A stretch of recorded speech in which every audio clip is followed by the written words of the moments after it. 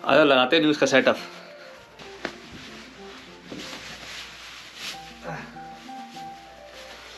Light चला दो। Light इतनी लगा दी है, इनका कुछ होता है नहीं होता पता नहीं, बिल बहुत आता है। चलो शुरू करो।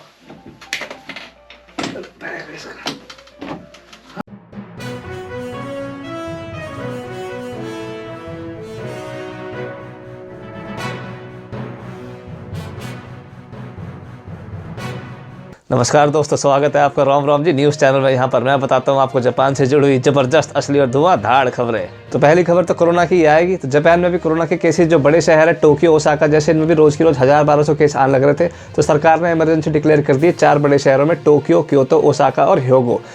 इमरजेंसी लॉकडाउन तो नहीं होती, पर इमरजेंसी में क्या होता है, जैसे कि शॉपिंग मॉल या थिएटर है और जितने भी टूरिस्ट अट्रैक्शन रहते हैं वो बंद कर दिए जाते हैं। अब इससे कोरोना का कितना बचाव होता है वो तो आगे पता पड़ेगी। अगली खबर, जापान में जैसे ओलंपिक होने वाले थे तो उसके लिए बहुत सारे शहरों ने अपनी अलग अलग तैयारी कर रखी थी। जैसे टूरिस्ट आते, बहुत सारे एथलीट आते, तो आसपास का जो जितना भी बिजनेस है सारा शूट मारता, सेल होती दबादब। पर अब कोरोना की वजह से क्या है, टूरिस्ट तो आधी जगह से बैन हो गए हैं। एथलीटों को होस्ट करने के लिए कोरोना की पूरी तैयारी चाहिए, उनका सेफ्टी करना है। तो बहुत सारे शहरों ने बहुत सारे खर्चा ऑलरेडी कर दिया था। अब जैसे शिमाने नाम का जो प्रेफेक्चर है ना, उसमें ओकोइजुमा नाम की एक जगह है, वहाँ आपके मेयर ने, सरकार ने 500 मिलियन येन तो खर्च कर दिया था, मतलब 30-35 करोड़ रुपए के आसपास लगा दिए थे। अब जैसे टूरिस्ट आएंगे नहीं, सेल वेल होएगी नहीं, तो रिटर्न तो कुछ मिलेगा नहीं। पर जब एथलीटों का खर्चा बहुत ज़्यादा बढ़ जाएगा, उनकी सेफ्टी, उनकी प्रिकॉशन, पूरी कोरोना की तैयारी से उनको बचा के रखना हर जगह से। हर देश का बहुत ही एलीट क्लास का एथलीट आता है ओलंपिक में, तो उन्होंने बोल दिया भैया हमारे बहुत ज़्यादा पैसे ऑलरेडी लग गए और हमारे बस की नहीं, हमसे होस्ट नहीं हो पाएगा। तो जापान में से कई सारे शहरों ने सरकार को साफ साफ मना कर दिया कि हमसे होस्ट नहीं हो पाएगा भैया, हमें माफ़ करो। तो इसी कोरोना के पेंडेमिक के चलते जापान के जो प्राइम मिनिस्टर है योशिहिदे सुगा जी, उनका प्लान ट्रिप था इंडिया जाना और फिलीपींस जाना। अब इंडिया में तो केसेस बहुत ज़्यादा हो रहे हैं, हाहाकार मच गई है, तो उन्होंने वहाँ पर ट्रिप अपना जाना कैंसिल कर दिया और फिलीपींस का भी कैंसिल कर दिया। अगली खबर है, जापान की फाइनेंस मिनिस्ट्री ने ऐलान करा है कि इस साल नवंबर में वो नया जापान का 500 का सिक्का निकालेंगे, नया कॉइन।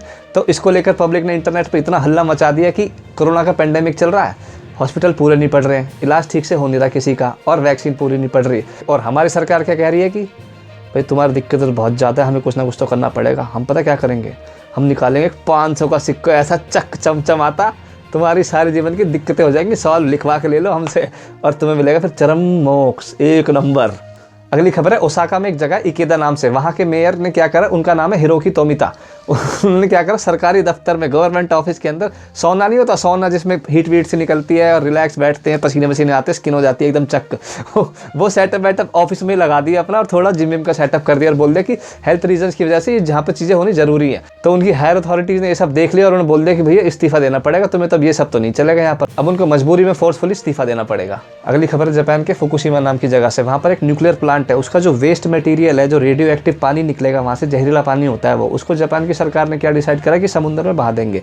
पर समुद्र के आसपास 2 कंट्री हैं, साउथ कोरिया है, चाइना है, उन्होंने हल्ला मचा रखा है इस पर कि तुम जहरीला पानी समुद्र में फेंक दोगे, सारी की सारी मछलियाँ मर जाएंगी और वो पानी हमारी धरती पर आएगा, हमारे लोगों की हेल्थ को बहुत ज़्यादा खतरा है, ये नहीं हो सकता। तो उसके लिए जापान के जो मिनिस्टर उन्होंने बोला कि नहीं पानी हमने ठीक से क्लीन कर दिया, साफ है एकदम, कोई दिक्कत नहीं, से तो पी भी सकते हैं। इस पर चाइनीज गवर्नमेंट ने साफ साफ बोल दिया कि इतना ही साफ पानी है तो इसे खुद पी के दिखा दो, तुम पी लोगे तो फिर समुद्र में बहा देना। और इसके चलते साउथ कोरिया में जापान एमबेसी के बाहर बहुत सारे स्टूडेंटों ने धरना दे रखा है, वो अपने सर्वर मुंडा रहे, और इसमें तो लड़कियां भी हैं, सर्वर मुंडा रहे साफ साफ और प्रोटेस्ट कर रहे कि भाई ये पानी समुद्र में मत फेंको, बहुत ज्यादा जहरीला है, हानिकारक है। अब देखो इस पे क्या डिसाइड होता है। हाँ, तो अब अगला सेक्शन है हमारा जापान की क्राइम न्यूज से रिलेटेड। जिसका भी दिल कमजोर है या जापान से रिलेटेड क्राइम की, जुर्म अपराध की खबरें नहीं देखना चाहते ना, वो अभी के अभी चैनल बंद कर दो, नहीं तो आपको आगे बहुत तकलीफ होगी। और फिर भी देखोगे और फिर नीचे कमेंट मारोगे ना कि जापान की बढ़िया खबर तो दिखावा ही ना है। अरे तो मैं अपने घर पे बनाता हूँ क्या खबर।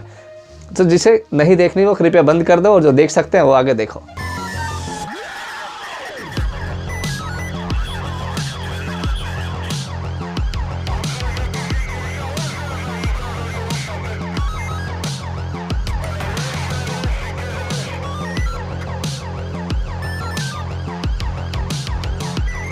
क्राइम की पहली खबर है ओसाका से। एक आदमी है जिसका नाम है तकाशी मियागावा, उसकी एज है 39 39 साल।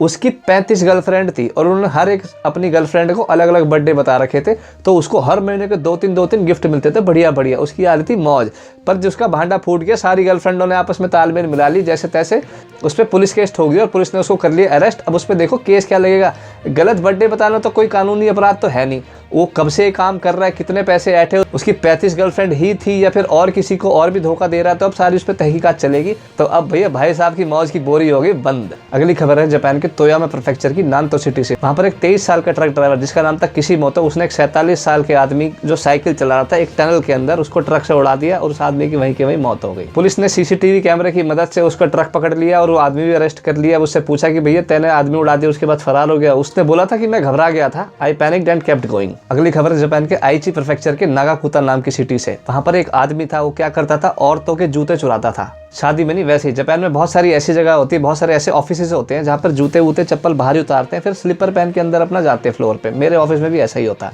तो वो क्या करता था, बाहर से जाता था, निगरानी रखता था और जूते चुरा लेता था और उसके बदले में नए जूते रख देता था, थोड़े से पहन के खराब वराब से करके, कि वो ऐसा ना लगे कि एकदम नए नए जूते मेरी जगह पे कैसे आ गए। सेम टू सेम चेक करता था कि ये वाली लड़की या ये वाली औरत ये जूते ये सैंडल ये पहनती है, और सेम खरीद के कहीं से ढूंढ ढांड के लेके आता, रिप्लेस कर देता था और यूज्ड अपने घर लेके चला जाता था। कई सारी लड़कियों ने फील करा कि अरे एकदम से जूता नया कैसे से हो गया, ये तो मेरा नहीं है, अलग से फील आ गई थी। तो एक लड़की ने पुलिस में कंप्लेंट कर दी, पुलिस ने तहकीकात करी तो उसको फिर अरेस्ट कर लिया कि ये जूता चोर साड़ा, और उसके घर की तहकीकात करी तो उस पर 20 जोड़ी जूते थे लड़कियों के। उसको मार पीट के जब उससे पूछा कि भाई तू ऐसा क्यों काम करता है, तो कह रहा मुझे जो लड़कियों की जो यूज्ड जूते होते हैं ना, इसकी स्मेल होती है मुझे, इसमें मुझे बड़ा स्वाद आता है, तो इसलिए मैं चोरी कर लेता हूँ, पर उनको मैं नए दे देता हूँ।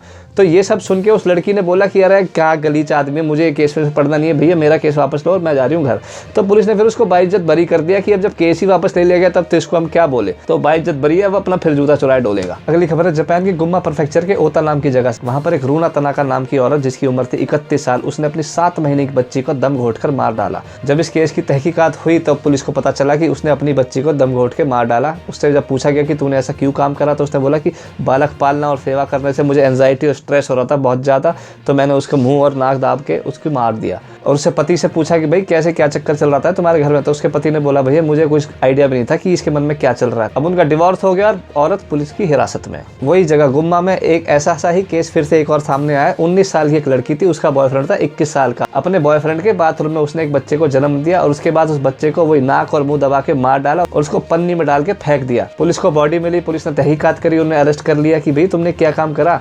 लड़की बोली कि मैं नहीं चाहती थी कि किसी को पता चले कि मैं प्रेग्नेंट हो गई थी और मैंने किसी बच्चे को जन्म दे दिया, तो इसलिए हमने बच्चा मार दिया। अब वो दोनों भी बॉयफ्रेंड गर्लफ्रेंड अब पुलिस की हिरासत में है। अगली खबर जापान के साइतामा नाम की जगह से। वहां पर एक 77 साल के आदमी ने, जिसका नाम था मासाओ कोबाता, उसने अपनी 78 साल की बीवी की गला दाबकर हत्या कर दी। जब उनकी जो केयर गिवर जो घर पे आती थी देखभाल करने के लिए, वो आई घर पे, उसने लाश देखी, उसने पुलिस को फोन कर दिया। 119 नंबर पर पुलिस आई, पुलिस ने पकड़ लिया भैया अंकल जी को, और कि अंकल जी तुम्हारी उम्र कितनी है, तुम कैसे काम करते डोल रहे हो।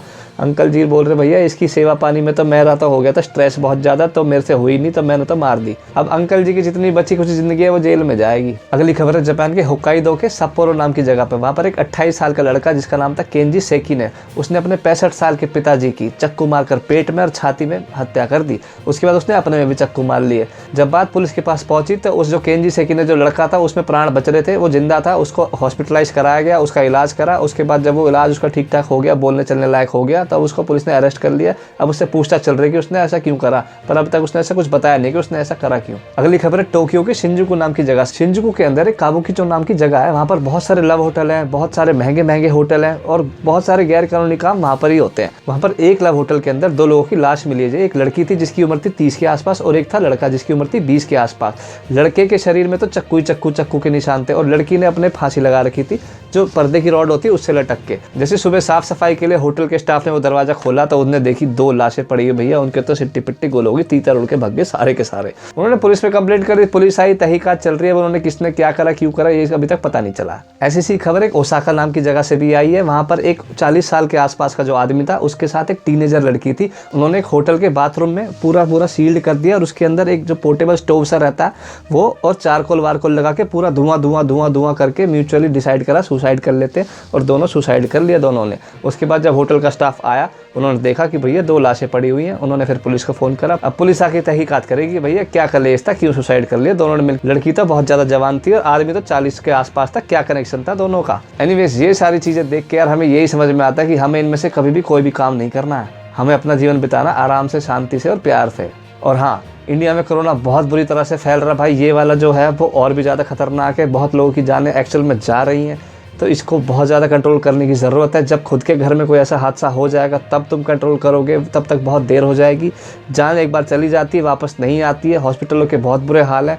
जितना हो सके कोशिश करो घर से मत निकलो बिना वजह, और निकलो तो मास्क लगा लो, सैनिटाइज़र लगाओ। जितनी एहतियात खुद बरत सकते हो बरतो, क्योंकि तुम्हारी जान, तुम्हारे परिवार की जान तुम्हें तो बचानी पड़ेगी ना भाई। जितना हो सके कंट्रोल करना, बाकी तो भगवान ही जाने कोरोना कब निपटेगा भाई। अच्छा जी, फिर मिलेंगे। राम राम।